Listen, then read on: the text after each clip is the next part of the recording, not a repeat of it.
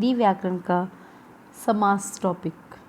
समास का शाब्दिक अर्थ होता है संक्षिप्त करना, अपनी बात कम से कम शब्दों में प्रकट करना। उदाहरण के तौर पर देख लीजिए, रसोई के लिए घर, तो उसको संक्षिप्त कर दिया हमने रसोई घर। 3 रंगों का समाहार, तो हो गया तिरंगा। तो इसका जो परिभाषा है वो देखिए, शब्दों को संक्षिप्त करके नया शब्द बनाने की प्रक्रिया को समास कहते हैं। समस्त पद, समास द्वारा अनेक शब्दों को संक्षिप्त करके नया शब्द बनाता है, इसे समास समस्त पद कहते हैं। और समास विग्रह किसे कहते हैं? इन समस्त पदों का विग्रह करके उन्हें पुनः पहले वाली स्थिति में लाने की प्रक्रिया को समास विग्रह कहते हैं। समस्त पद में मुख्य रूप से 2 पद अर्थात 2 शब्द होते हैं। पहले वाले पद को पूर्व पद और दूसरे वाले को उत्तर पद कहते हैं। अब देखिए, समस्त पद, समास विग्रह और पूर्व पद और उत्तर पद। तिरंगा ये समस्त पद है। अब इसका समास विग्रह होगा 3 रंगों का समाहार। ठीक है। अब तिरंगा में इसमें ती यानी 3, ये क्या है? पूर्व पद है। रंग ये है उत्तर पद। और यथा समय, तो समय के अनुसार, ये इसका विग्रह हो गया समास का। और यथा प्लस समय यानी यथा पूर्व पद और समय है उत्तर पद। राजदूत, राजा का दूत, तो राज प्लस दूत, समास विग्रह क्या है? राजा का दूत और पूर्व पद राज, उत्तर पद है दूत। गुरु शिष्य, गुरु प्लस शिष्य, गुरु हो गया पूर्व पद और शिष्य हो गया उत्तर पद। गुरु और शिष्य ये हो गया इसका विग्रह। अब देखिए समास के प्रकार। समास 6 प्रकार के होते हैं। अव्ययभाव समास, तत्पुरुष समास, कर्मधारय समास, द्विगु समास, द्वंद्व समास और बहुव्रीहि समास। सबसे पहले आज हम पढ़ रहे हैं अव्ययभाव समास। अव्ययभाव समास की परिभाषा देखिए। इसमें पहला पद क्या होता है? अव्यय होता है, जो पुल्लिंग, स्त्रीलिंग, कुछ भी वचन इनके आधार पर वो परिवर्तित नहीं होता है। और इसमें पहला पद प्रधान होता है। शब्द की आवृत्ति 2 बार होती है।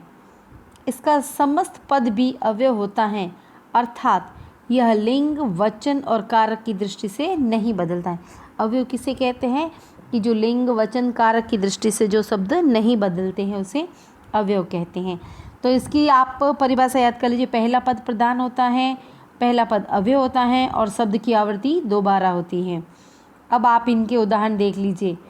यथाशक्ति, इसका समास विग्रह होगा शक्ति के अनुसार। अगर आपको पूछ ले कि यथाशक्ति में पूर्व पद और उत्तर पद क्या है, तो आप लिखोगे यथा और शक्ति। बेकसूर, बे उपसर्ग है, अव्यय है। बिना कसूर के, भर पेट यानी पेट भर कर। आमरण, मरण तक, जल्दी जल्दी, यहाँ पे देख लिए शब्द की आवृत्ति 2 बार हो गई है, जल्दी और जल्दी। आजन्म, जन्म से लेकर। यथासंभव, जैसा संभव हो। घर घर, प्रत्येक घर। यथाविधि, विधि के अनुसार। बातों बात, बात ही बात में। प्रतिपल, प्रत्येक पल। यथा रूप, रूप के अनुसार। और भी इसके जो उदाहरण हैं वो आप याद करोगे तो आपका ये पूरा अव्ययभाव समास आपको समझ में आ जाएगा। अब दूसरा है द्वंद्व समास। आपको पता चल रहा है द्वंद्व का मतलब ही क्या होता है? झगड़ा। तो आपको इसको समझने में सबसे आसानी ये होगी कि झगड़ा भाई बहनों में भी होता है, माता पिता में भी होता है। तो द्वंद्व यानी क्या होता है? झगड़ा। तो इसकी परिभाषा देखिए। इसमें दोनों पद प्रधान होते हैं। अव्ययभाव समास में क्या था? प्रथम पद प्रधान था। द्वंद्व समास में दोनों पद प्रधान हैं। कहने का तात्पर्य है भाई बहन है तो भाई भी प्रधान है और बहन भी। समस्त पद में योजक चिन्ह का प्रयोग होगा। ये देखिए, माता पिता, सुई धागा, पापुण्य, इसमें जो लगा हुआ है ये है योजक चिन्ह। और विग्रह करने पर और, तथा, एवं आदि शब्दों का प्रयोग होता है। भाई बहन होगा तो भाई और बहन, माता पिता है तो माता और पिता। जब विग्रह करेंगे तो बीच में और आएगा, एवं आएगा, तथा आएगा। अधिकतर दोनों एक दूसरे के विलोम होते हैं, ये भी ध्यान रखना। विलोम शब्द भी होते हैं एक दूसरे के, माता का पिता, सुई का धागा, पाप का पुण्य।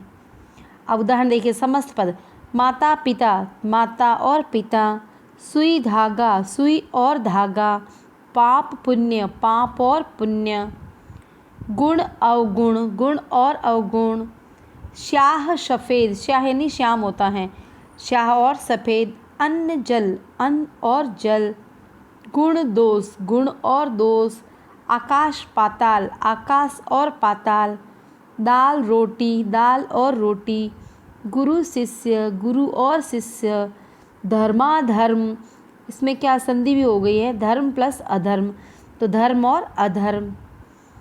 अब तीसरा समास है द्विगु समास। पहला पद संख्यावाची विशेषण तथा दूसरा पद प्रधान होता है और समस्त पद समूह बोधक होता है। तो अव्ययभाव समास में हमने देखा था पहला पद प्रधान है, इसमें दूसरा पद प्रधान है, और द्वंद्व समास में क्या था, दोनों पद प्रधान थे। और द्विगु समास में पहला जो पद है वो क्या होता है, संख्यावाची, 2 3 4 5 ऐसा जो भी होगा वो सारे द्विगु समास के ही उदाहरण होंगे। अब पहले देखिए समस्त पद, दो पहर, दो पहरों का समाहार, त्रिकोण, 3 कोणों का समूह, पंचरत्न, 5 रत्नों का समाहार, त्रिफला, 3 फलों का समूह, नवरात्र, 9 रातों का समूह, सप्तऋषि, 7 ऋषियों का समूह, दशाब्दी, 10 अब्दों का समूह, अब्दी नहीं होता है वर्ष,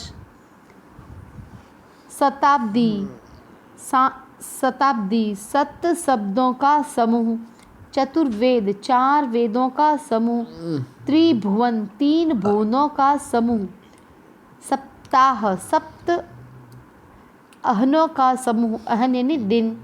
बाकी के 3 मैं आपको कल पढ़ाऊंगी। धन्यवाद।